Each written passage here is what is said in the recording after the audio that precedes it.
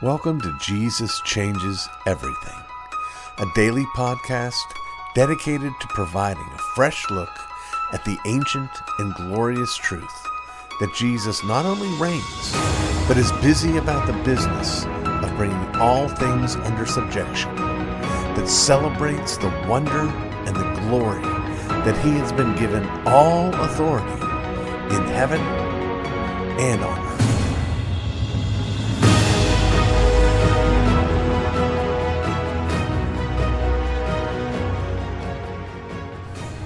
As we are recording once again just a few days before our national election, having last week covered anarchism, I decided this week that our ism would be authoritarianism. Authoritarianism, A-U-T-H-O-R-I-T-A-R-I-A-N-I-S-M. Authoritarianism. And this is an ideology, or really not so much an ideology as a practice of a strong imposition of the will of those that govern over the governed. One of the things that supposedly has been, well, I shouldn't say supposedly, one of the ideas that was central to the founding of our country is the idea that that which governs legitimately does so with the consent of the governed. Well, I wonder about that. I wonder about that often because I realize that when people commit a crime, they're not giving their consent to the government to stop them. There's no agreement by which I've consented to the tax rate under which I pay taxes. I pay my taxes because if I don't, they'll take them from me and put me in jail. So I don't give the consent to do that. I get a permit if I want to build a shed in my backyard because if I don't, they'll tear my shed down and throw me in jail. There's no consent there.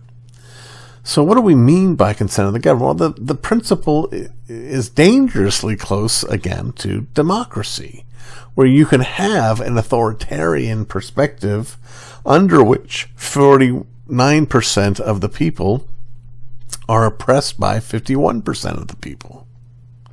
Well, in an authoritarian regime, it doesn't even have to be based on democracy. It can be based on an oligarchy that is ruled by a few, or an autocracy ruled by one.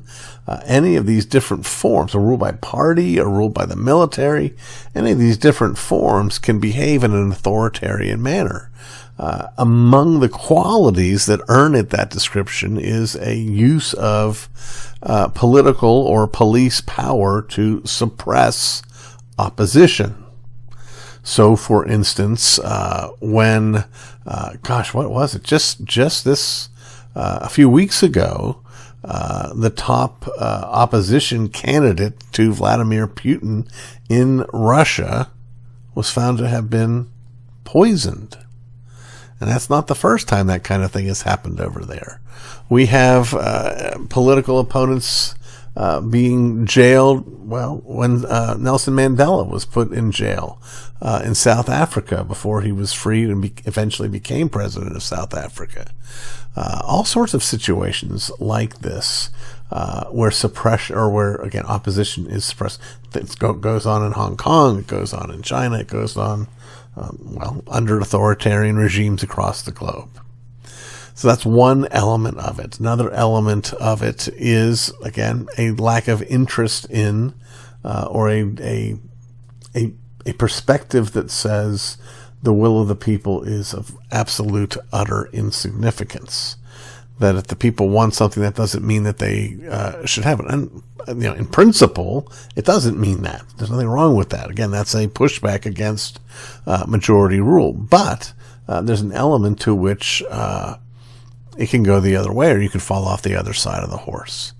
So authoritarianism is what happens when you have a government that doesn't have any sense, either established in law by a constitution, by a system set up with checks and balances. It doesn't have any sense of restraint on the scope of its authority or its willingness to use the most brutal tactics to bring to pass its authority. We need to remember that all governments everywhere, at the end of the day, rest in their ability to impose their will through force. That if you don't do what they say, eventually you'll end up jailed or killed, one or the other. Or I guess at the very least exiled. So these things, it's almost more like an attitude. It's almost more like I feel no shame if I'm an authoritarian ruler. I like the leader of North Korea. There's no hesitation. There's no embarrassment. There's no let's do this under cloak of darkness. And in fact, there's a conscious decision to use terror to keep people in line. So you have show trials. You have executions that are public and graphic. That's what authoritarianism is all about. Now, of course, this can also happen in lesser situations of rule. That is, a father whose posture towards his family in the context of his leadership is strictly law-based. Let's take Captain Von Trapp when he blows his whistle and the children march in to be inspected. This is not a father lovingly calling to his children. So you can have that in that context. You can have it in the context of any kind of institution, a business situation, a school situation, but you also have to remember that there's a distinction between associations that are voluntary and those that are not. For instance, if I'm working for a company that I think is authoritarian, they don't, because we have a relative freedom here in this country. They don't have the authority to keep me from leaving. So that's a brief survey of authoritarianism. Not a good thing. I suppose, again, one could fall off the other side of the horse if one were too loosey-goosey. You need to exercise rule if you're given authority, but we should do so with gentleness and care.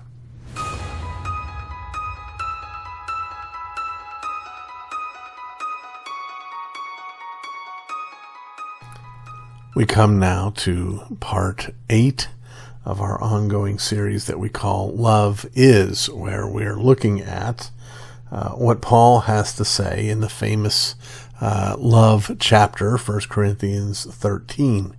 And before we turn our attention to our specific text for today, I think it's wise and fitting and appropriate that we should once again remember the context in which this is given. This is not Paul speaking at the big wedding at the church at Corinth. This is Paul speaking to the church at Corinth, which is struggling with these issues. This is a letter, the book of 1 Corinthians, that is one of what I call Paul's fireman letters. That is, what we see in the New Testament, in the epistles, is often a situation in a particular church that's struggling with this or that, and Paul's typically, not exclusively, but Paul typically writes a letter to address it. There's a sense in which I like to look at these kinds of letters, these kinds of epistles, as a kind of New Testament case law. That is, just as God gave case law in the Old Testament when he was establishing the nation of Israel, the function of the case law was to set up principles that could be applied outside the specific examples. In the same way, I wonder if maybe God sent the full scope, spectrum of troubles the local church might expect to struggle with into the first century so that they could be dealt with, so that we would have our handbook and our answers. So we have in Corinth a strong issue of pride that is wrapped up in a couple of things, one of which is money, one of which is theological teams. I'm of Paul, I'm of Apollos, I'm of Peter. Another of which is around competing views of what's the best spiritual gift to have.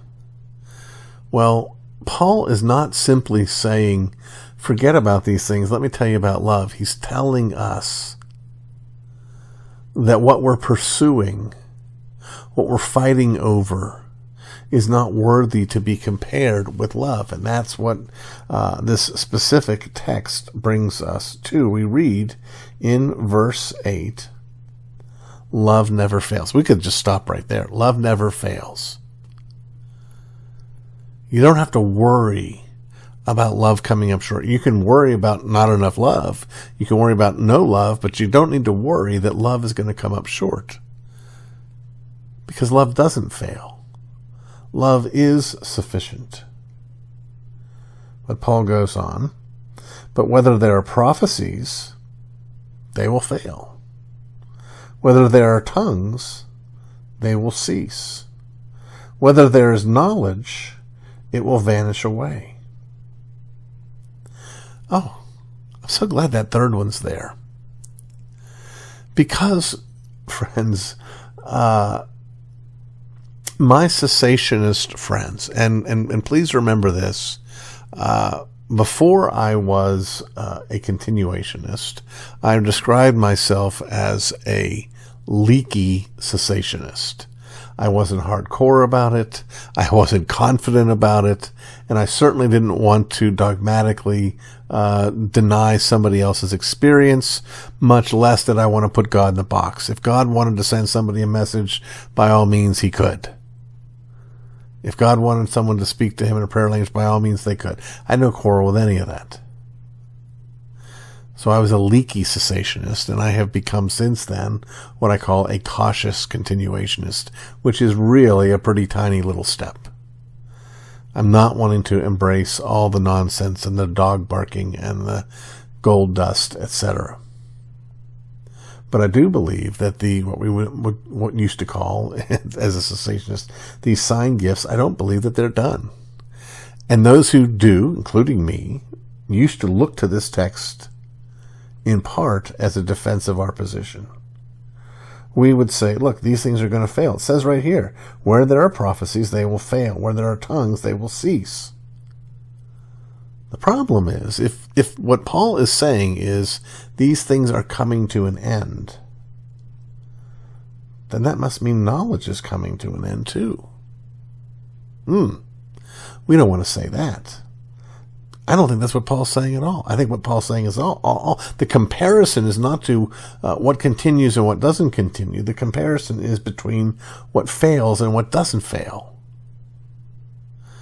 Which, by the way, is a good word to less than cautious continuationists who build their ministries and their lives and their spiritual well-being around things like prophecies and speaking in tongues. That's not the center of our faith.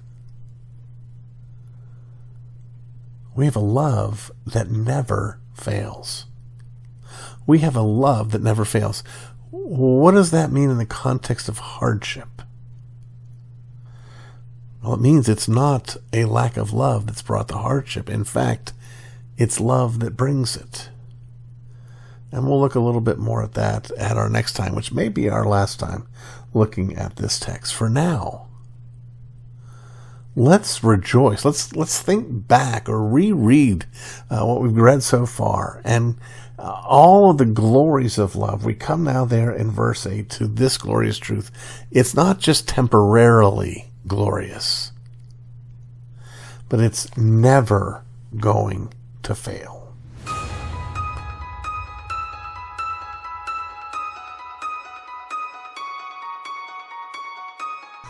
It is natural, though altogether wrong, to think that somehow, when we turn the pages that separate the Old and New Testaments, that we're entering into more gentle times, that God in the interim somehow became kinder, more easygoing. We do not see in the New Testament, as we do in the Old, flaming mountains with flashing lightning and earth-shaking thunder. We do not see the firstborn of a given nation all wiped out in a single night, nor the earth's whole population, save one family, suffer death by drowning. We do not see Uzzah struck dead for touching God's ark, nor the prophets of Baal struck down by God's own prophets. Instead, in the New Testament, we meet Jesus. Jesus, we are told, would not break a bruised reed, nor quench a smoldering wick. He is gentle and mild, and utterly determined to bring all his enemies under subjection, to silence every pretender to his throne. It was when Jesus brought law down from the mount, at his sermon there, that he first commanded us that we should seek first his kingdom and his righteousness. But it was in Psalm 2 where we are told that Jesus was given the nations for an inheritance, the ends of the earth for a possession, and where we are told that he will break the rebellious princes and potentates with a rod of iron. These two perspectives are not at odds with each other. Indeed, they meet together in the book of Acts. Jesus is here conquering the world, but the weapons of his warfare are not carnal. If you step back a bit from the book of Acts, one can discern a curious pattern. Just as the book of Joshua tells the story of God's people conquering the land after a great deliverance, so too does the book of Acts. In both instances, the great leader, after leading the people out of slavery, the one that God has used, has gone on to his reward. Moses is taken to heaven and Jesus ascends to his throne. In both instances, there's trouble from those outside the camp. The Canaanites fought against Joshua even as both Rome and the Jews fought the apostles. With Joshua, the walls came tumbling down. In Acts, angels rescued the apostles from the prison walls that kept them in. In Joshua, there was sin in the camp as Achan seized the plunder of Jericho and was killed. In Acts, Ananias and Sapphira lie to the Holy Spirit and die. Both books are stories of conquest. In both instances, it is Jesus himself, the captain of the Lord's host, who goes before his people in conquest. The difference is here. Joshua, at God's command, fought with a literal sword. The apostles, at God's command, fought with the word of the Lord. Because we are worldly, we find the Joshua story more dramatic, the new covenant context a toning down of the war. The reality is far different. The warfare is intensifying rather than waning, the stakes growing more deadly. Now it is not a question of dead bodies, but of dead souls. For all the parallels between the books of Joshua and Acts, there is this difference as well. Joshua finished his conquest. The land was subdued under his leadership. In the book of Acts, the war begins in Jerusalem, spreads to Judea, and from there to Samaria and the outermost parts of the world. Never, however, has this battle ended. Indeed, it will not end until the end. Jesus is bringing every enemy under subjection. He is conquering the whole of the promised land. Not a narrow strip of land in the Middle East, but all the earth. It is because the battle continues that we must continue to hear the battle call of our Lord. From that first mount, he commanded all that were there that they should set aside all their worldly worries and set their hearts on the battle. He commands of us the same. He's drafted us into his army, not as the war is cooling down, but as it is heating up. And he's equipped us not with sword and spear, but with that spirit of liberty that is ready to die. He's not called us to go out and kill the enemy, but to die for the enemy, that they might be won. He has called us to follow his perfect, supreme example. The, quote, bloodthirsty God of the Old Testament, we would be wise to remember, wisely and rightly executed the guilty. He never practiced in uncontrolled fury. He never punished the innocent with the guilty. For in the Old Testament, there were no innocent. The next time you're tempted to fall for that folly that sees God getting soft in the New Testament, remember this. Only once did God kill an innocent man. And that was in the New Testament. In the New Covenant, it is we who are called to be bloodthirsty. We do not subdue his enemies with carnal weapons, but with spiritual. Joshua's soldiers were sustained by bread from heaven. So are we. Their thirsts were sated by the rock that was struck. Our thirsts too. We must hunger for his body, and we must thirst for his blood. We must, if we would conquer in his name, conquer in his way, by dying to ourselves, by picking up our cross. You've been listening to the Jesus Changes Everything podcast, a production of Dunamis Fellowship, the teaching outreach of Dr. R.C. Sproul Jr. If you've enjoyed this podcast, we encourage you to subscribe, which you can do at all the usual outlets, to tell your friends, and to spread the word. To learn more about the work of Dunamis Fellowship, please visit rcsproulJR.com.